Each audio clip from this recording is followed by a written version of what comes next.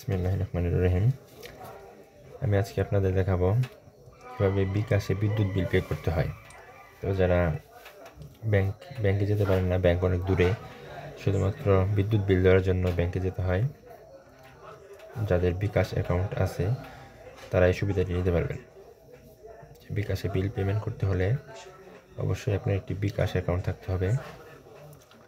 Apps হলে সবচেয়ে বেশি ভালো হয়। তো আপনারা প্রথমে বিকাশ অ্যাপস ওপেন করবেন। তো অবশ্যই যে বিলটি প্রদান করবেন ওই বিলের তারিখ পার হওয়া যাবে না। তো যথাসম্ভব চেষ্টা করবেন যে দিন বিলের লাস্ট ডেট তার আগের দিনই বিল কমপ্লিট করতে। তো সেজন্য আপনাকে লাগবে হচ্ছে যে বিলের কাগজ, তো ওখানে গ্রাহক হিসাব নং যেটা, তো এটা ফলো করবেন, এই নাম্বারটি আপনারা দিবেন। তো আমি বিকাশ অ্যাপসে প্রবেশ করার চেষ্টা করছি। আমার এখানে ওয়াইফাই সমস্যা, ওয়াইফাই অনেক স্লো, যার কারণে অ্যাপসে প্রবেশ করতে দেরি হচ্ছে। তো আমি একটু অপেক্ষা করব।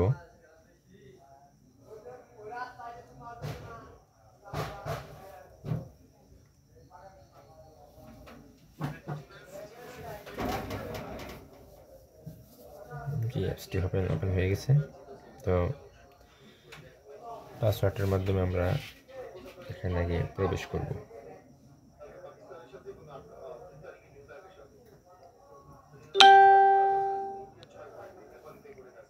অ্যাপসে ঢুকলাম। অবশ্যই যত টাকা বিল, সমপরিমাণ টাকা আপনার থাকতে হবে।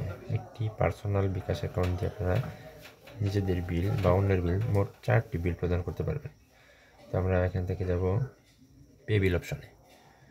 তো পে বিল থেকে আমরা যাব হচ্ছে বিদ্যুৎ, এই অপশানটি সিলেক্ট করব।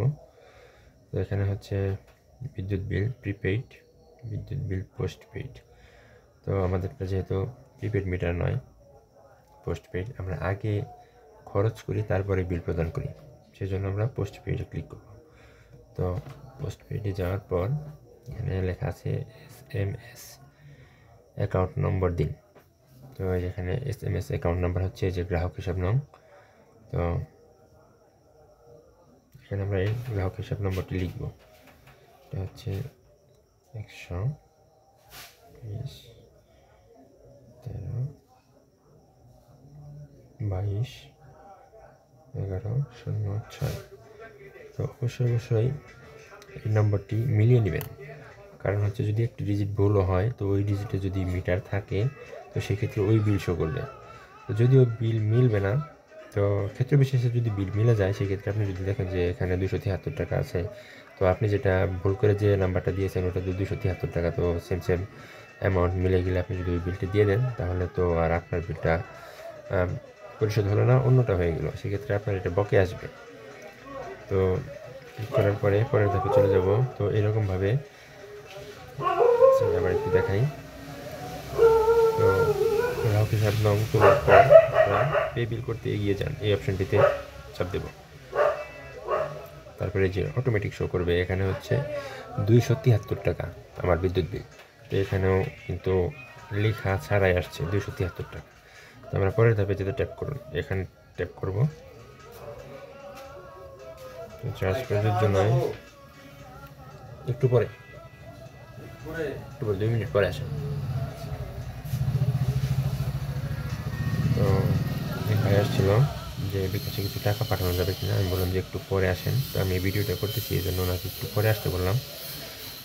তো এখন হচ্ছে আমরা পিন দিব, বিকাশের যে পিনটা সেটা আমরা দিয়ে দিব। তারপর আমরা পে বিল করতে ট্যাপ করে ধরে রাখুন, এই অপশনটিতে ট্যাপ করে ধরে রাখবো।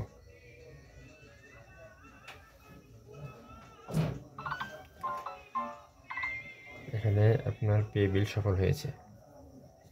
তো বিলটি যেহেতু চলে গিয়েছে, তো বিলটি চলে যাওয়ার পরে আমাদের একটা ট্রানজ্যাকশন আইডি নম্বর দিয়েছে।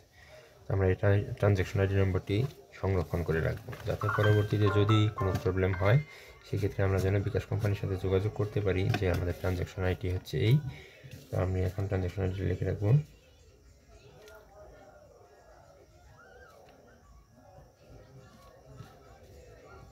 CBM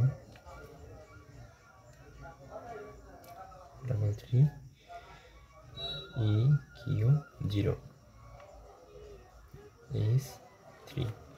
তো আপনি যখন অনেকদিন পর এটা বের করবেন কোনো সমস্যা হলে, যে এখানে কিন্তু EQ0 আছে, এই জিরোটা যাতে আপনি মনে রাখতে পারেন যেটা ও নাকি জিরো, সেই জন্য আপনি এখানে এরকমভাবে এস দিয়ে অথবা শূন্য লিখে রাখতে পারেন। আমি কিন্তু এভাবে যেটা জিরো হয় ও না, জিরো, সেই জন্য আমি এখানে লিখে রাখি শূন্য। যেহেতু আমি একজন দোকানদার, আমি অনেক গ্রাহকের বিল দিয়ে থাকি, সেজন্য আমি এভাবে দিয়ে আমি তারিখ এবং সাইনটা দিয়ে দিই। যদি এখানে সিল দেওয়া উচিত, আমার তো সিল নাই, দোকানের নামে সিল নাই, এই জন্য আমি শুধু তারিখ দিয়ে দিই। তো বিলটা কমপ্লিট হয়ে গেছে। জি আছে।